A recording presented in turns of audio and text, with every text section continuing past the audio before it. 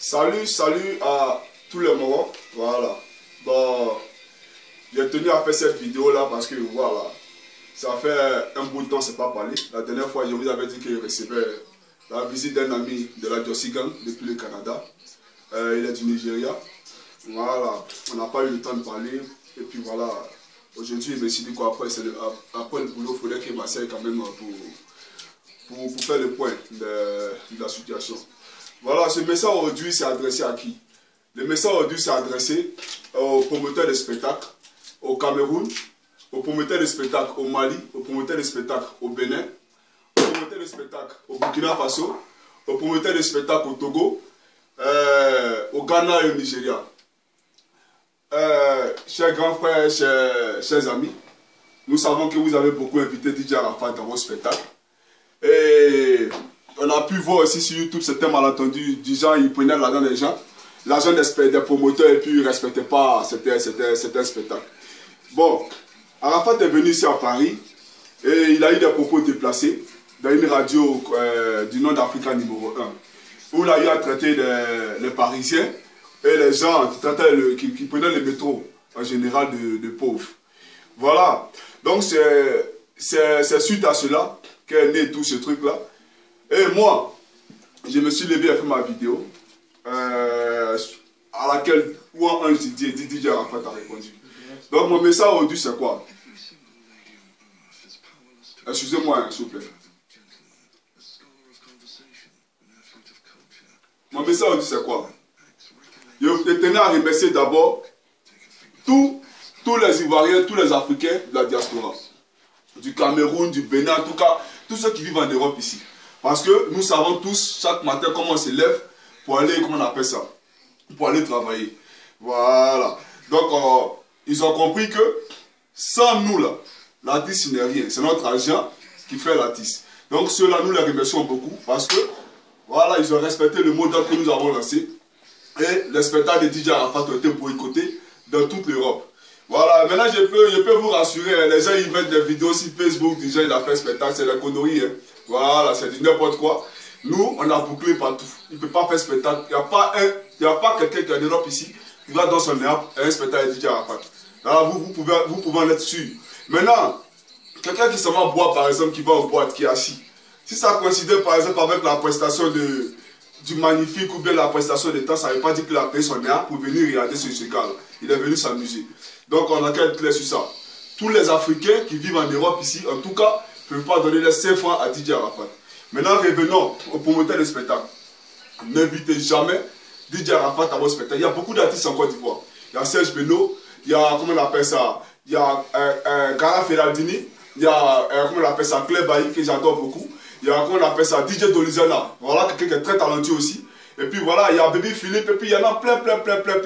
Voilà, puis il y a DJ 5 étoiles qui l'a clashé aussi, qu'il n'aura pas à clasher. Donc il y a plein d'artistes là, vraiment, je voudrais que vous fassiez, comment on appelle ça, vous les fassiez ressortir pour qu'ils puissent vous donner le savoir qu'ils ont dans leur corps, qu'ils ont dans leur ventre.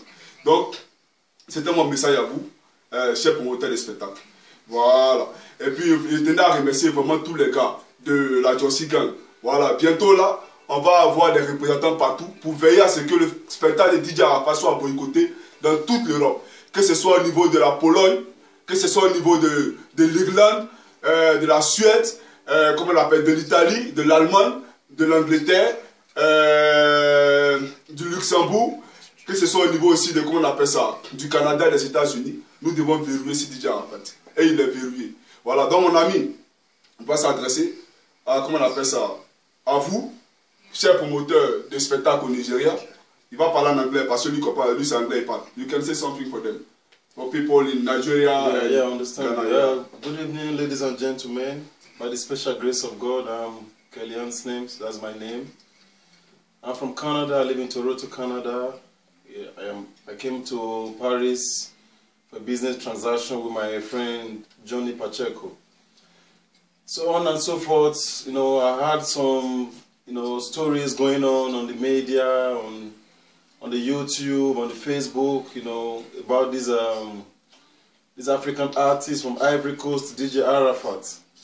You know, this artist, I don't know how to classify him, you know. this nigga has just come out and say something, you know, about people living in abroad, you know, versus saying, you know, buses or the underground train is for the poor people. But I would like to use this medium, you know, to correct him, you know, wherever he is. I just hope, you know, he should, you know, be listening to this interview, or there's an opportunity for him to watch, you know, this interview. You know, the guy is just came out and say rubbish, you know. What he has just said doesn't not make any sense, you know. For somebody like this, an artist like this, you know, to come out and say rubbish about his fans, you know, because I'm from Nigeria, you know, so we into show promotion. You know, sometimes we bring some African artists to Canada and, you know, for concert and stuff like that. You know, we fans, you know, we make an artist what they are. You know, no artist can sell a record. There's no artist can move on without the help of fans. Yeah. You know, I always like an artist, you know, when you have respect for fans, you know what I mean? You know, look at the lives of some African artists, like from my country, for example. You know, we have artists like D'banj, you know, we have like Two-Face, you know, we have Wizkid, you know, those artists, they've gone places because they got love, they got support for fans. But for DJ Arafat, if you don't have respect for fans, you know, I would like to use this medium to let everybody know that guy, he doesn't deserve our help. He's a criminal to me. Nobody should go out and support his shows. Of course. Nobody should go out and support his concert because he doesn't have love for his fans.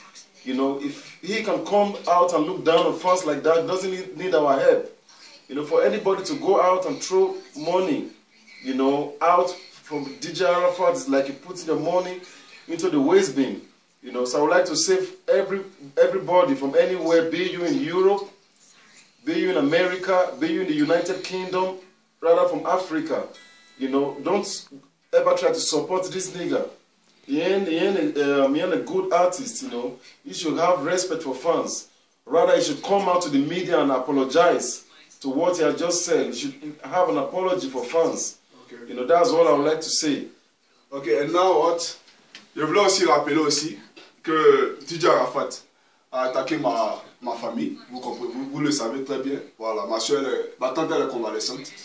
Voilà, j'ai dû envoyer 2 millions de francs CFA au pays pour les soins à la Pisa.